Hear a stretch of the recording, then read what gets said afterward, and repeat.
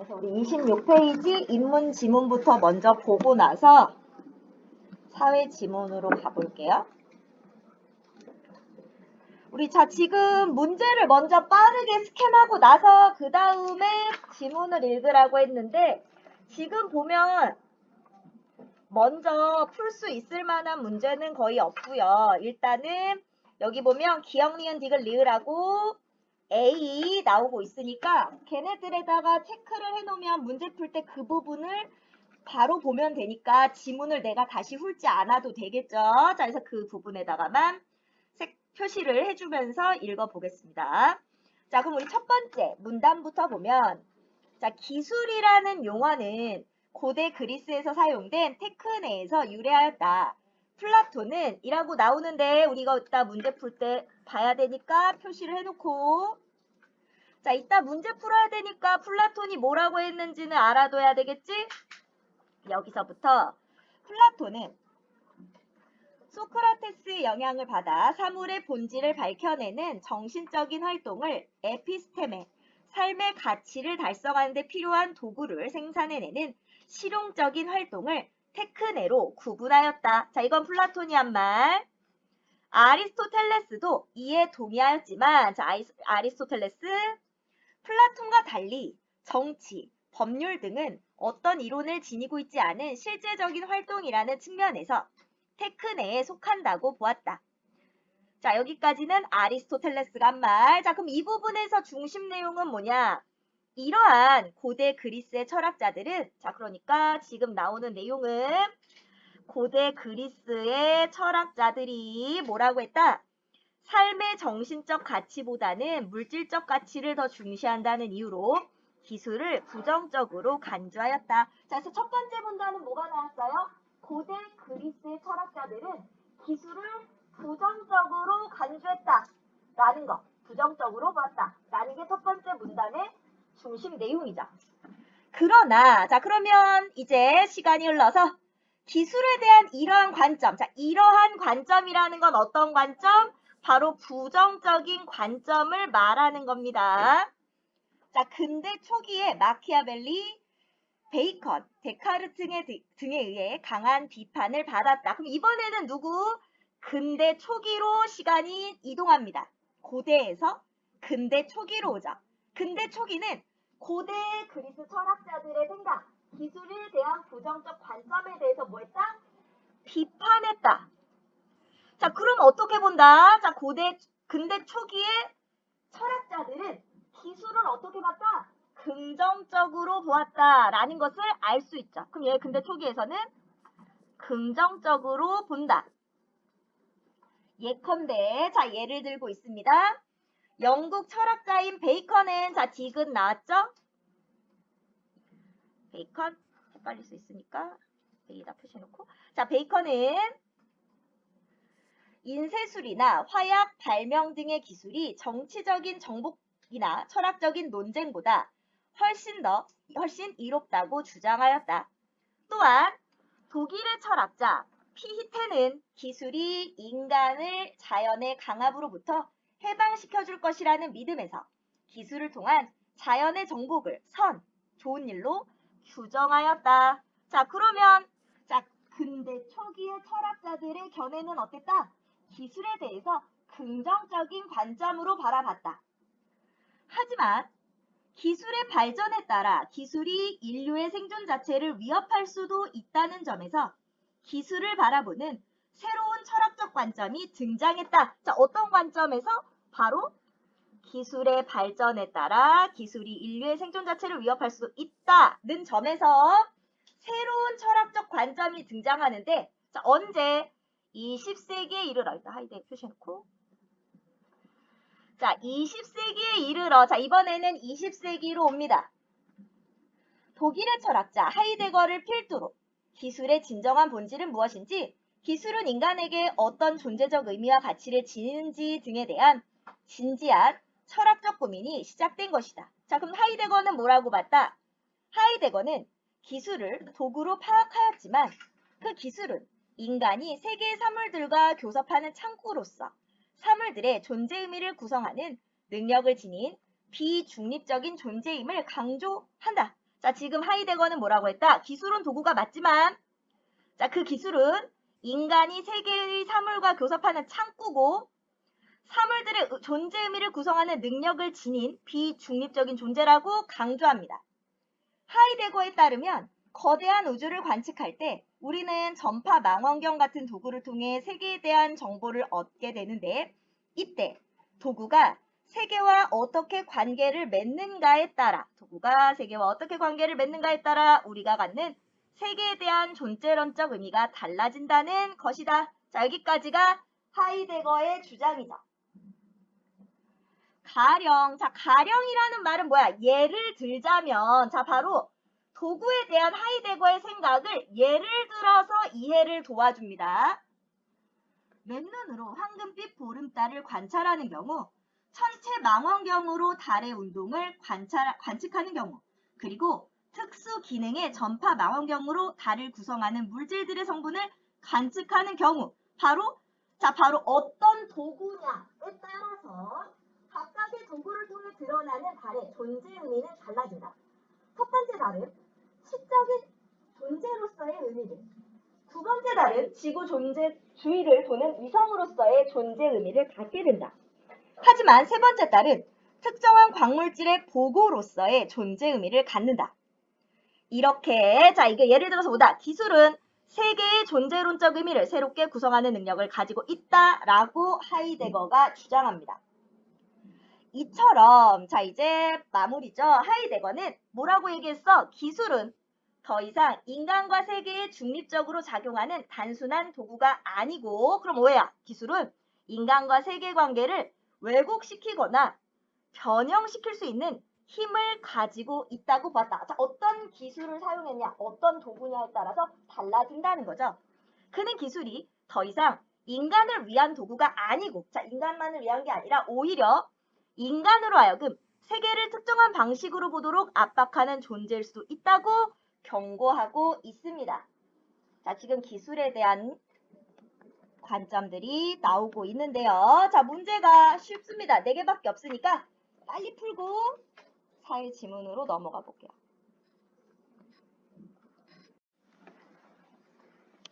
자, 그럼 이번에는 사회 지문 80쪽 다 폈어요. 자, 우리 얘도 역시 문제를 한번 쓱 봤더니 문제가 4문제밖에 없네요. 딱 4문제고요. 전개 방식이나 뭐 보기, 스눕 효과 뭐 이런 것들이 나오고 있습니다. 그러면 그런 개념들을 주의해서 보기만 하면 되겠네요. 다 보고 문제 풀 겁니다. 자, 그럼 첫 번째 문단부터 보시면 18세기 산업혁명으로 시작된 생산혁명은 19세기 백화점이 일으킨 유통혁명을 통해 소비혁명으로 이어졌다. 자, 그러면 소비혁명에 대해서 다룰 건데요. 대량 소비 시대가 되자 사람들의 소비 형태도 바뀌었다. 이게 소비혁명이 되겠죠. 대량 소비 형태가 된 것. 대량 소비 시대가 된 것. 자, 무엇을 소유했는지 여부에 따라 사람을 판단하면서 사람들은 주의를 의식하며 자기를 나타내기 위한 상품을 고르게 되었다. 그래서 어떻게 소비 형태가 어떻게 바뀐다? 소비를 결정하는 요인이 필요가 아니라 자기 과시로 옮겨간 것이다. 자, 그래서 소비혁명으로 인해서 소비 형태가 바뀌었다. 어떻게? 필요해서 소비하는 게 아니라 나를 과시하기 위해서 소비하는 걸로 바뀌게 되었다. 이게 첫 번째 문단. 이와 같은 현상에 주목한 베블런은, 자, 이 베블런이라는 사람은 자신의 책 유한계급 이론을 통해, 자, 뭐라고 주장했어요? 개별 소비자의 소비 형태는 독립적으로 이루어지지 않고 다른 소비자의 영향을 받는다고 주장했다. 그는 나는 보통 사람들과 신분이 다르다는 점을 과시하는 부유층이나 이를 모방하려는 계층이 과시적 소비를 한다고 말했다. 자, 과시적 소비가 일어나면 저렴한 상품 대신 고가의 상품에 대한 수요가 증가해 가격이 오르는데도 수요가 줄어들지 않고 오히려 증가하는 현상이 일어난다. 이렇게, 자, 밑줄을 볼까? 과시적 소비로 인해 가격이 올라도 수요가 늘어나는 현상. 이걸 뭐라고 부른다? 바로 베블런 효과라고 한다. 그리고 이러한 과시적 소비의 대상이 되는 상품, 이걸 뭐라고 한다? 베블런제라고 한다. 자, 그럼 여기서 뭐 나왔어요? 바로 베블런의 주장과 베블런 효과, 베블런제의 의미, 개념에 대해서 설명하고 있습니다. 이번에는 라이벤스타인이라는 사람은요, 이와 같은 현상을 보다 깊이 있게 다루어 밴드웨건 효과와 스놉 효과를 발표하였다. 아까 문제 스놉 효과 있었으니까 뭔지 이따가 집중해서 봐야겠죠. 자, 과시적 소비는 일부 상류층과 신흥 부유층을 중심으로 일어나는 것이 보통이지만 주위 사람들이 이를 흉내내면서 사회 전체로 퍼져나가는 현상. 자, 이게 바로 뭐다? 과시적 소비가 원래는 상류층이나 신흥 부유층이지만 주위 사람들이 흉내내면서 퍼져나가는 현상, 이걸 뭐라고 부른다? 밴드웨건 효과라고 이름 붙인 것이다. 밴드웨건은 행진할 때 대열의 선두에서 행렬을 이끄는 악대차를 의미하는데, 악단이 지나가면 사람들이 영문도 모르고 무작정 뒤따르면서 군중들이 더욱더 불어나는 것에 비유한 것으로 밴드웨건 효과는 모방 효과라고도 부른다. 그러니까 밴드웨건 효과와 모방 효과는 같은 겁니다. 돈이 있는 사람들이 어떤 것을 사. 그러면 사람들이 그것을 막 따라 사는 현상. 이것을 밴드웨건 효과 혹은 모방 효과라고 합니다. 그런데 모방 효과가 널리 퍼져 더 이상 과시적 소비가 차별 효용을 상실하게 될 때 일부 사람들은 평범한 사람들이 접근할 수 있는 상품 대신 더욱 진귀한 물건을 찾는다. 이로 인해 기존 상품의 수요가 줄어들게 되는데 이를 스놉 효과라고 한다. 즉 했으니까 덧붙여서 다시 말하자면 똑같은 말이야. 모방 효과와는 반대로 특정 제품에 대한 소비가 증가하게 되면 그 제품의 수요가 줄어들고 새로운 상품의 수요로 옮겨가는 현상, 이걸 뭐라고 부른다? 스놉 효과. 그러니까 나를 과시하려고 뭘 샀어. 명품백 같은 거 뭘 샀어. 근데 이 사람이 되게 부자고 막 TV에도 막 나오고 막 대단해. 사람들이 오 저거 있어 보이는데 막 따라서. 자, 이게 뭐야? 밴드웨건 현상이라고 그랬어. 근데 사람들이 너나 할 거 없이 다 샀어. 길에 깔렸어. 그러면 좀 있는 사람들 어때? 이거 너무 다 들고 다니네? 하고 안 사. 그래서 수요가 점점 줄어들어. 이게 스놉 효과. 보통 가격이 비싸서 쉽게 구매하기 어려운 고가의 명품 등이 이에 해당하는데, 명품이라 알려진 제품이 대대적인 판촉 행사를 한 후 단골 고객이 줄어드는 현상으로 설명할 수 있다. 이는 남보다 더 돋보여야 한다는 속물 근성에 기반을 두고 있어서 스놉 효과는 다른 말로 속물 효과라고도 부른다. 같은 말입니다. 이와 같이 배불러는 재화의 가격이 하락하면 소비량이 증가한다는 기존의 경제 이론과는 다른 관점에서 현실의 소비 형태를 설명했고, 라이벤스타인은 현대인들이 주위 사람들의 소비 형태에 따라 자신의 소비 형태를 결정하는 두 가지 모습을 이론으로 나타내었다. 자, 위의 내용 요약 정리하면서 그들의 연구는 소비 형태로 계층을 판단하는 현대 자본주의 사회의 모습을 설명할 수 있다는 점에서 의의가 있다. 자, 각각의 이론을 요약하고 의의를 밝히면서 마무리를 했습니다. 자, 그러면 여기도 간단하니까 문제 풀게요. 지금 종칠 때까지 한 5분, 6분 남았거든. 그때까지 풀겠습니다. 자, 53번부터 한번 같이 맞춰볼게요. 자, 윗글의 내용 전개 방식으로 적절한 것이라고 했는데, 우리 여기서는 뭐에 대해서? 바로 베블런 효과라든지 라이벤스타인이 말하는 밴드웨건 효과라든지 스놉 효과라든지 하는 이론들에 대해서 이야기했고, 맨 끝에서는 이런 점에서 의의가 있다라고 얘기했단 말이야. 자, 그러니까 몇 번? 3번이 답이 되겠죠. 각각의 이론의 특징을 요약하고 의의를 밝혔습니다. 자, 아래로 내려가면 자, 표가 나오고 있는데 사실 이건 너무 쉬워요. 자, 지금 보면 가격이 위로 갈수록 비싸지는 거고 소비량은 오른쪽으로 갈수록 늘어나는 겁니다. 가격이 A에서 여기서 B로 여기로 가격이 올랐어. 그랬더니 소비량이 여기서 여기로 줄었어. 그럼 이건 뭐야? 일반적으로 우리가 생각하는 경제 이론입니다. 일반적으로 우리가 생각하는 기존의 경제 이론으로 설명할 수 있는 거야. 가격이 오르면 당연히 소비량이 줄지라는 거. 당연히 수요가 줄지. 자, 근데 어떻게 돼요? 가격이 올라갑니다. 어디로? C로. 근데 소비량이 어떻게 돼요? 늘어나요. 왜 여기로 늘어났을까? 가격이 올랐는데 왜 늘어났을까? 여기 어딘가에서 돈 많고 유명한 누군가가 비싼 걸 들었을 거야. 사람들이 따라서 사는 현상이 일어난 거예요. 그러니까 소비량이 늘어난 거죠. 가격이 오르는데도. 이게 뭐예요? 밴드웨건 효과라고 했어요. 그럼 가격이 더 올랐습니다. 살짝 줄어드네요. 자, 여기는 아직 스노비라고까지 보기는 좀 애매한데 어쨌든 스노비 될 수도 있고 여기서 무슨 일이 일어날지 모르죠. 가격이 더 오르니까 덜 샀을 수도 있고 아니면 유명인들이 혹은 돈 많은 사람 이런 사람들이 덜 사기 시작하는 단계일 수도 있습니다. 자, 그럼 우리 아래로 내려가서 자, 적절하지 않은 거 고르라고 그랬어요. 2번이죠. A에서 B 구간에서 과시적 소비? 아니요. 가격이 올랐더니 소비량이 줄었어요. 그렇다는 것은 과시적 소비가 아니고 어디서 일어나요?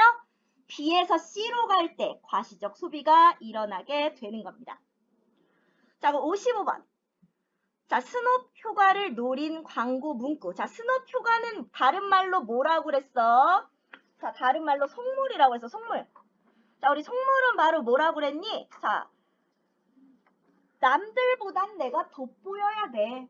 쟤랑 나랑 똑같은 거 들었네? 나도 이제 이거 안 써. 하는 게 스놉 효과라고 했죠. 자, 그러니까 이 광고 문구로 뭐예요? 남들과는 달라. 2번이죠. 자, 56번. 윗글을 참고하여 보기를 분석한 것으로 적절하지 않은 것은 했습니다. 자, 재벌가의 며느리. 이 사람들은 돈 많은 사람들. 자, 그러면 이 가방이 유명해져요. 그럼 사람들이 막 몰렸겠지? 자, 그리고 이 가방을 판매 가격을 할인합니다. 자, 정가 판매를 보셔도 되는데 갑자기 할인하니까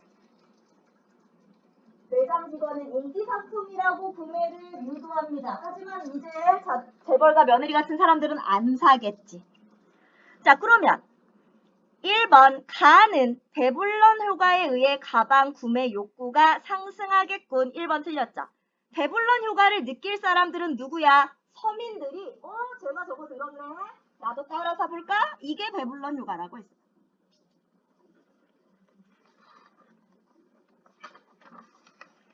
자, 그래서 과시적 소비로 인해서 늘어나는 게 배불런 효과입니다. 자, 그러면 넘어가서 이번에 새로운 파트가 들어가기 때문에 얘까지 나가볼게요. 자, 그럼 이번에는 기업은 어떻게 제품을 판매하는가라는 거. 자, 얘도 문제 한번 볼 건데 얘는 문제가 2페이지가 있습니다. 자, 보시면 볼까요? 57 알 수 있는 내용, 그 다음에 FC 그리드 모델이라고 했으니까 FC 그리드 모델이 뭔지는 우리 이따가 자세히 봐야 되겠고, 자, 뒷장으로 넘어가면 60번에 A를 바탕으로 라고 했고요. 61번은 단어 뜬 문제가 나옵니다. 자, 이런 문제가 제일 쉬운 문제죠.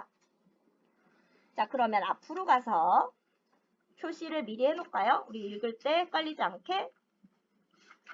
자, 얘네들을 A, B, C, D,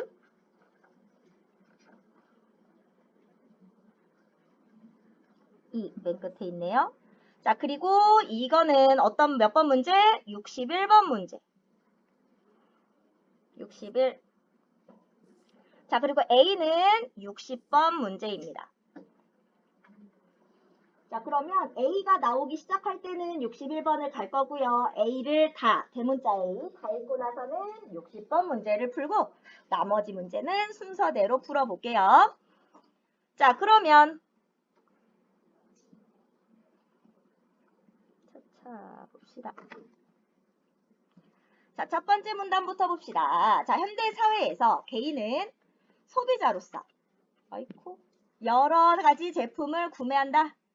그런데 소비자 개인의 가치관, 와우, 뭐야?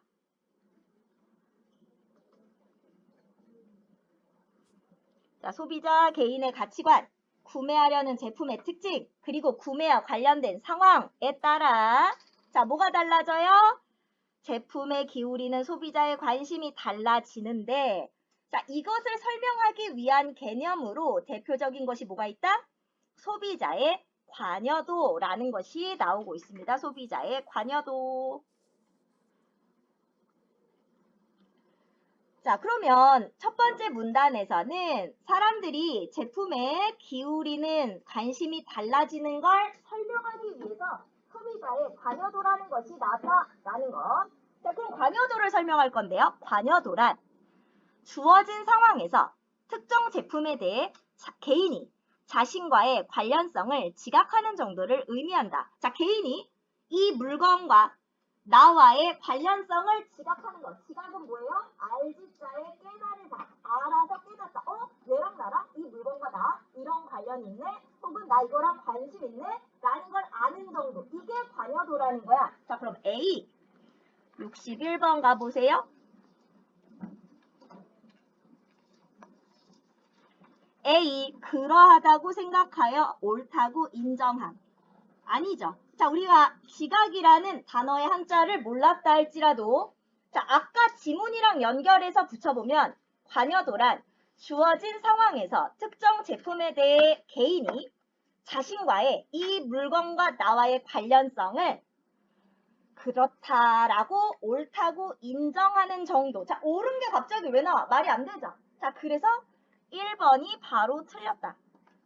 자, 지각은 뭐다? 알아서 깨닫다.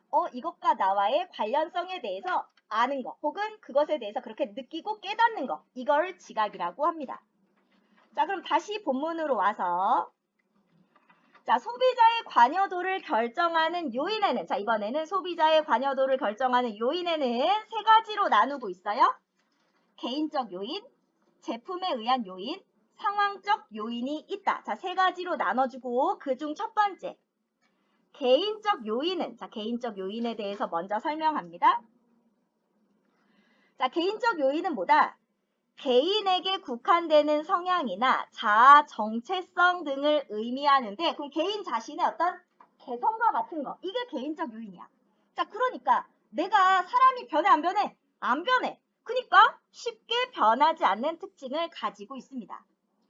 소비자는 이 요인을 통해 의미를 준 특정 제품에 지속적으로 높은 관여도를 지니게 된다. 그러니까 사람마다 자신이 나 이런 제품에 나는 관심 있어. 나 이런 데 흥미가 있어. 내 개성에 따라 사람마다 다르죠.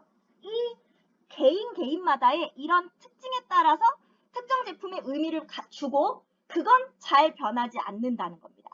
예를 들어 품위 있는 겉모습을 중시하는 성향을 지닌 소비자는 자신의 품위를 충분히 드러낼 수 있다고 의미를 부여한 특정 의류에 지속적으로 높은 관여도를 유지한다. 이게 뭐다? 개인적 요인. 여기까지 개인적 요인. 자기가 어떤 의미를 부여한 그것에 대해서는 잘 바뀌지 않아요. 다음으로 자, 이번에는 제품에 의한 요인입니다. 자, 이건 뭐다? 특정 제품이 지닌 특징을 의미해요.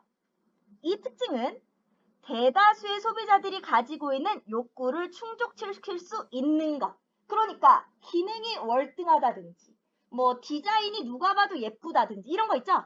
그 제품이 가지고 있는 거. 따라서 소비자들은 제품의 이러한 특징으로 인해 이 제품의 높은 관여도를 가지게 된다. 예를 들어 실용성을 극대화하여 제작된 특정 주방기기가 있다고 한다면 실용성을 쫓는 대다수의 소비자들은 이 제품이 자신들의 욕구를 충족시켜 줄 수 있다고 생각하여 해당 제품의 높은 관여도를 가지게 된다. 여기까지가 제품에 의한 요인이고 마지막으로 상황적 요인은 자, 소비자가 제품의 구매와 관련된 특정 상황을 의미합니다. 자, 그런데 상황은 자꾸 바뀌죠. 자, 그래서 상황적 요인은 개인적 요인에 비해 지속적이지 않다. 자, 지속적이지 않아요. 상황은 바뀌니까. 예를 들어 평소 오디오에 관심이 없던 소비자가 가족들을 위해 오디오를 구매해야 하는 상황. 자, 오디오가 필요한 상황이야. 그럼 오디오에 대한 관여도는 일시적으로 높아진다. 예를 들면 집에 나는 그거에 관심이 없었는데 집에 있는 냉장고가 고장났어. 이 고장난 상황. 그럼 빨리 냉장고를 알아봐야겠지. 이게 상황적 요인이라는 겁니다. 자, 그러면 우리 A를 봤으니까 60번 문제를 풀러 가볼까요? 자, 60번. A를 바탕으로 보기를 이해한 것으로 적절하지 않은 것은 이라고 했습니다. 보기를 봤더니 어릴 때부터 갑은 운동보다 독서를, 을은 독서보다 운동을 더 중시하는 성향을 보이며 살아왔다. 자, 이건 뭐야? 각각의, 갑과 을의 개인적인 성향. 자, 그럼 이건 뭐예요? 바로 개인적 요인이죠.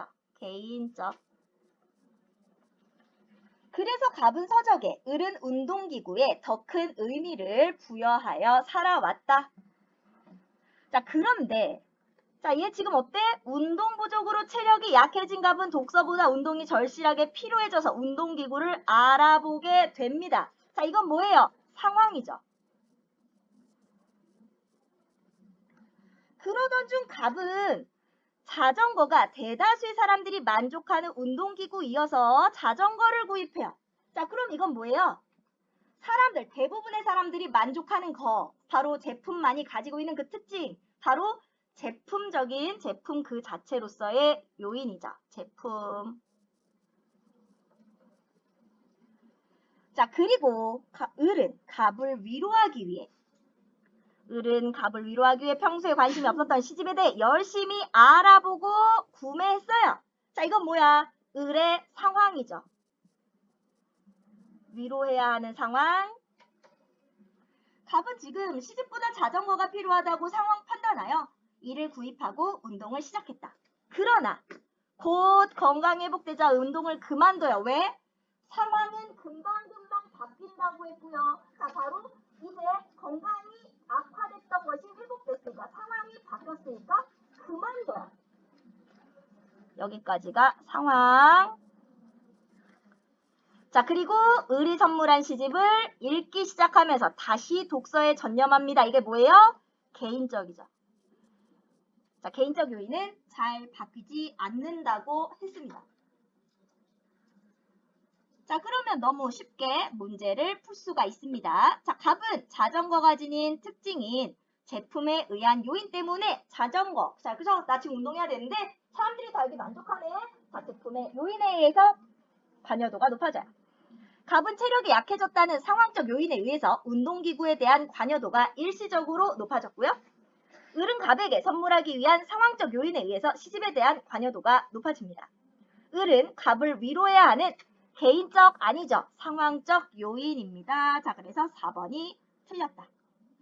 자, 갑과 을은 각자 갖고 있는 성향이 다르다는 개인적 요인에 의해 서로 다른 제품에 각각 높은 관여도를 갖고 있습니다. 쉽죠? 자, 그럼 우리 나머지 지문 보러 가볼게요. 자, 그래서 이렇게 요인들이 있는데 이와 같은 요인들이 상호작용하여 결정되는 소비자 관여도는 제품에 대한 소비자가 자신과의 관련성을 인지하는, 알아차리는 척도이므로, 척도다. 그러므로 자, 왜 중요하다 이것은? 자, 소비자에게 제품을 판매하는 사람들의 입장에서는 소비자 관여도가 중요한 기준이 될 수밖에 없다. 즉, 다시 정리하자면 제품 판매자들은 더 많은 소비자들에게 자신의 제품을 판매하기 위해 소비자 관여도를 바탕으로 제품을 분류하고 이에 따라 판매 전략을 세운다. 자, 소비자 관여도를 정리하는 이유는 더 많이 팔기 위해 판매 전략을 세우기 위한 것입니다. FCB 그리드 모델은 자, 우리 아까 이거 문제 있었어요. 그럼 이 부분에 집중해서 봐주셔야 되겠죠. 자, FCB 그리드 모델은 판매 전략을 세우기 위해 소비자 관여도에 따라 제품을 분류하는 대표적인 모델이다. 자, 판매 전략을 세우기 위해. 자, 이 모델은 소비자 관여도를 두 가지 차원으로 구분한다. 첫 번째 차원은 소비자가 구매와 관련한 의사결정 과정에 기울이는 노력의 정도를 바탕으로 소비자 관여도를 뭘로 나눌 거냐면 고관여와 저관여로 구분할 거예요. 자, 두 번째 차원은 소비자가 제품에 대해 반응하는 경향에 따라, 자, 헷갈릴 수 있으니까 얘도 그냥 동그라미 세모로 할게요. 이성적 관여와 감성적 관여로 구분합니다.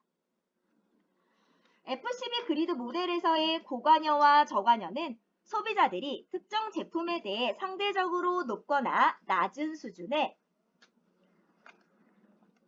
관련성을 갖는다고 지각하는 경우를 의미한다. 고관여는, 잠깐 고관여는 어떤 의미? 구매할 제품이 소비자들에게 자신에게 유발할 수 있는 위험이 큰 경우, 제품의 가격이 높은 경우, 제품의 특성이 복잡한 경우, 선택 가능한 제품이 많은 경우 등. 자, 그러면 엄청 막 찾아본단 말이야. 반면 저관여는 고관여와 각각 반대인 경우에 주로 나타난다. 그렇기 때문에 소비자들이 제품을 구매하는 과정은 고관여일 때와 저관여일 때가 다르다. 즉, 고관여일 때는 소비자가 제품에 대해서 더 많이 알아보려는 노력을 기울이지만 저관여일 때는 고관여일 때보다 노력을 덜 기울인다. 당연한 얘기죠? 한편 이성적 관여와 감성적 관여는 소비자들이 특정 제품에 대해 이성적 혹은 감성적 부분에 상대적으로 높은 관련성을 갖는다고 지각하는 경우를 의미한다. 이성적 관여는 특정 제품에 대해 소비자들이 편리함, 성능, 실용성 등을 먼저 고려하는 것을 의미하고, 감성적 관여는 특정 제품에 대해 충족감, 즐거움, 자부심 등을 먼저 고려하는 것을 의미한다. 자, 그래서 지금 각각의 관여를 정리해 봤고요. 이러한 FCB 그리드 모델을 바탕으로 판매자들은 다음과 같은 판매 전략을 세울 수 있다. 자, 이제 판매 전략이 나옵니다.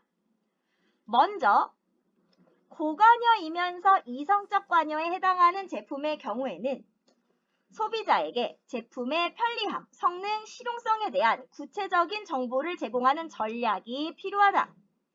다음으로 고관여이면서 감성적 관여에 해당하는 제품의 경우에는 소비자에게 제품에 대한 좋은 느낌을 줄 수 있는 광고문, 문구, 이미지 등의 다양한 정보를 제공하는 것이 좋다.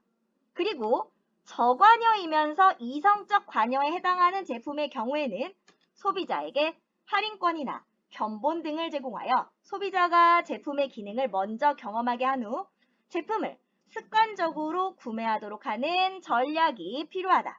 마지막으로 저관여이며 감성적 관여에 해당하는 제품의 경우에는 광고에 인기 모델을 등장시켜 소비자가 이 모델과의 동일시를 통해 신중한 고민 없이 해당 제품을 구매하여 사용하게 한다. 이 과정에서 소비자가 제품에 대해 충족감을 느껴 지속적으로 그 제품을 구매하도록 유도하는 것이 좋다. 자, 각각의 관여도에 대해서 판매 전략을 세워봤습니다. 판매 전략을 세우기 위해 고안된 FCB 그리드 모델은 제품을 분류하는 절대적인 기준은 아니다. 왜냐하면 사회나 시장 상황이 늘 변하고 문화권마다 차이가 존재하기 때문이다. 따라서 자, 정리, 제품 판매자들은 자, 이것을 활용하되 제품 판매와 관련된 역동적이고 복잡한 제반 여건을 반영하여 판매 전략을 세울 필요가 있다라는 것으로 마무리했습니다. 자, 그럼 정리가 다 됐기 때문에 문제 푸는데 전혀 어려움이 없을 거예요. 자, 우리 여기도 보시면 표를 풀기 쉽게 우리 아까 필기를 했었죠? 어떻게 이성과 고관여, 감성과 저관여로 표시하면서 읽었습니다. 자, 그럼 훨씬 더 빠르게 문제 풀 수 있을 거예요. 자, 시간 줄게요. 풀어주세요.